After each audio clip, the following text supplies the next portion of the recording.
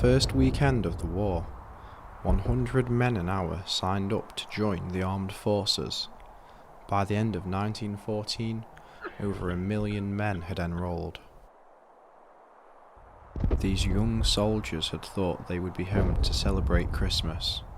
But this was not the case, as this was a new kind of war, a more complex war which included machine guns and artillery fire.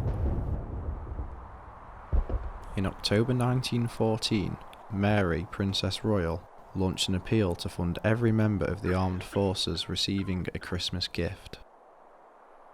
Soldiers also received gifts from their loved ones or from charities.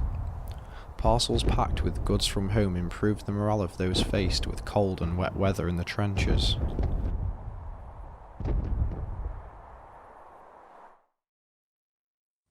Late on Christmas Eve, 1914, men of the British Expeditionary Force heard German troops in the trenches opposite them singing carols, and saw lanterns and small fir trees along their trenches.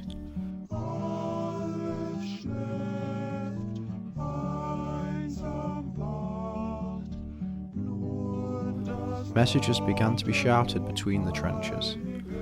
Some of the British troops thought it was a trap, but others ventured out into no man's land.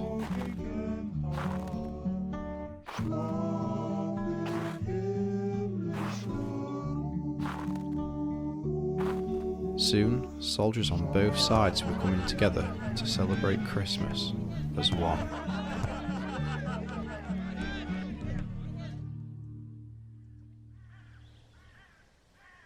On Christmas Day, 1914, British and German soldiers met in no man's land and exchanged gifts, took photographs, and some played impromptu games of football. They also buried casualties and repaired trenches and dugouts. The truce was not observed everywhere along the Western Front. Elsewhere the fighting continued and casualties did occur on Christmas Day. After 1914, the high commands on both sides tried to prevent any truces on a similar scale happening again. Despite this, there were some isolated incidents of soldiers holding brief truces later in the war, and not only at Christmas time.